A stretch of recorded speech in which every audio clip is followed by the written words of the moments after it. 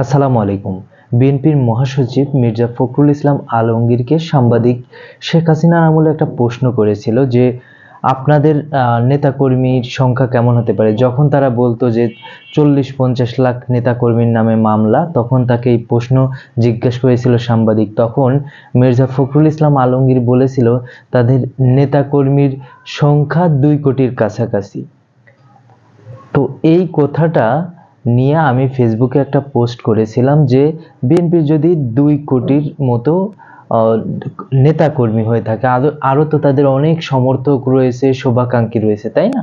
তাহলে এই সংখ্যাটা হিউজ পরিমাণে হওয়ার কথা।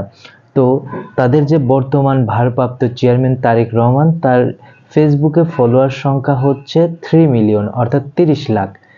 আর তাদের যে বিএনপির অফিসিয়াল ফেসবুক পেজে তাদের ফলোয়ারের সংখ্যা হচ্ছে 3.2 মিলিয়ন, অর্থাৎ 32 লাখ।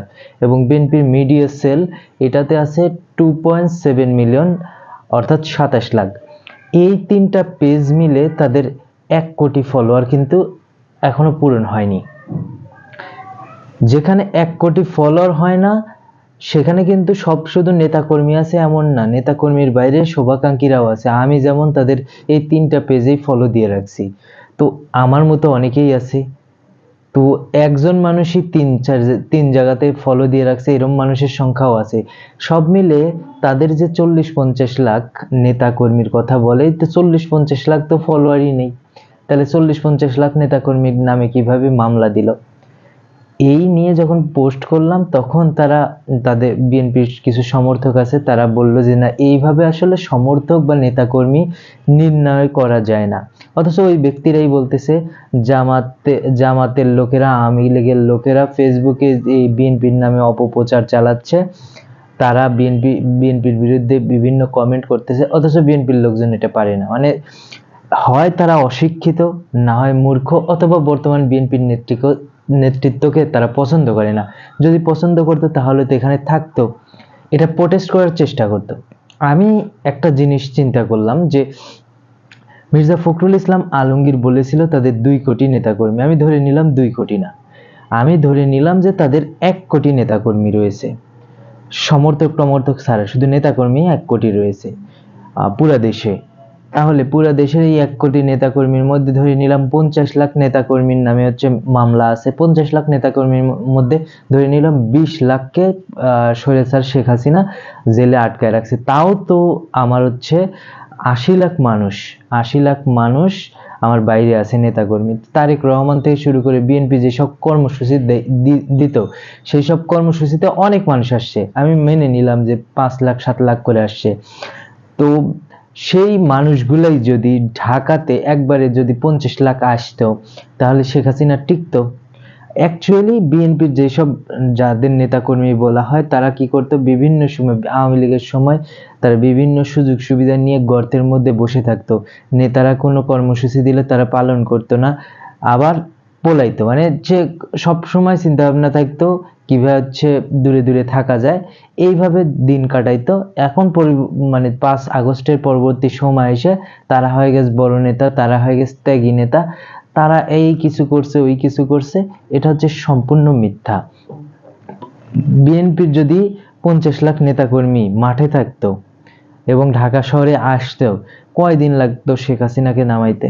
না, এখান থেকে যাব না, দল দল একটা কর্মসূচি দিছে, সেই কর্মসূচি পালন করব। 28শে আগস্টে সব তো পোলাইলো কাপুরুষের মতো। এর পরের দিন যে এদের কর্মসূচি দিল, কয়জনকে পাওয়া গেছে সেই কর্মসূচিতে? 28 লাখের মধ্যে তো 2 লাখ মানুষও পুরো ঢাকা শহরের মধ্যে ছিল না, তারা সব ঘুমাইছে। তো এই যে নেতাকর্মী, এইসব নেতাকর্মীরা পদ পদবি না কিভাবে জানেন? বিভিন্ন জায়গায় টাকা পয়সা দিয়ে লবিং করে এই পদ পদবিগুলো নিয়ে তারা এই পদ পদবিগুলো দখল করে রাখে। কোনো ত্যাগী এই পদ পদবি পায় না। না পাওয়ার ফলে টাকা দিয়ে পদ কিনে নিছি রাস্তায় যাওয়ার জন্য নাকি, এই হচ্ছে বর্তমান অবস্থা। এবং যখন কোনো জনসভা হয় যেখানে কোনো রিস্ক নেই, তখন কি করে, ওই যে বিভিন্ন মানুষকে, বস্তির টোকাই পোলাপান থেকে শুরু করে যারা আছে তাদেরকে টাকা দেয়, টাকা দিয়ে তারা হচ্ছে এই মিছিল মিটিংয়ে নিয়ে যায়।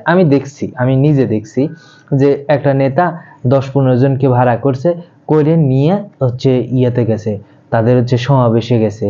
সমাবেশে ওই ভাড়া করা লোকজন কি আপনার 5 মিনিট থাকবে রে ভাই?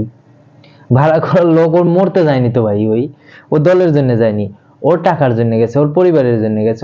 ও হচ্ছে ওকে ভাড়া করা হয়েছে, 500 টাকা দিবে, সে হচ্ছে মিছিলে যাবে, আবার মিছিল থেকে আইসা ওই 500 টাকা দিয়ে তার ফ্যামিলির জন্য খাবার কিনবে। এই হচ্ছে অবস্থা। কিন্তু যদি কোনো ত্যাগী, যারা ত্যাগী, সত্যিকার অর্থে যারা ত্যাগী, যারা দলের জন্য ডেডিকেটেড, দলের যে কোনো সিদ্ধান্ত মেনেও নিতে পারে, দলের জন্য যে কোনো ধরনের কাজ করতে তারা সবসময় প্রস্তুত থাকে, এইসব মানুষগুলোকে যদি মূল্যায়ন করতো তাহলে এমন হতো না। বিএনপির রাজনীতিতে এটা খুবই জরুরি। আমি ব্যক্তিগতভাবে এই দলটাকে পছন্দ করি এবং আমি চাই এই দলটা ভবিষ্যতেও টিকে থাকুক। এইখানে তেলবাজদের কোনো জায়গা দেওয়া যাবে না। নিজ যোগ্যতায় যারা বেড়ে উঠবে এবং যাদের সাথে মানুষের ভালো কানেকশন আছে, যারা মানুষের মধ্যে গ্রহণযোগ্য, সেসব ব্যক্তিদেরকে তারা যদি এই পদ পদবিগুলোতে দেয় তবে দলের সুনাম থাকবে।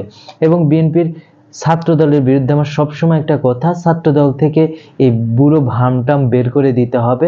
রেগুলার স্টুডেন্টরা রাজনীতিতে থাকবে, তাদের পড়াশোনা শেষ হবে, তারা দলের জন্য যায় কাজ করবে।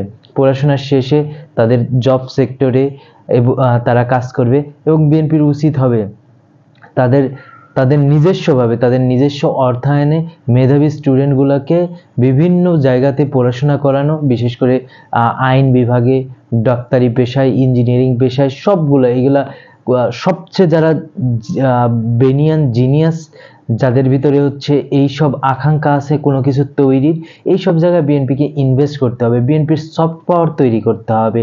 এর জন্য 5 আটা লোক দিয়ে হবে না, 5 আটা লোক দিয়ে আপনি কখনো সফট পাওয়ার তৈরি করতে পারবেন না।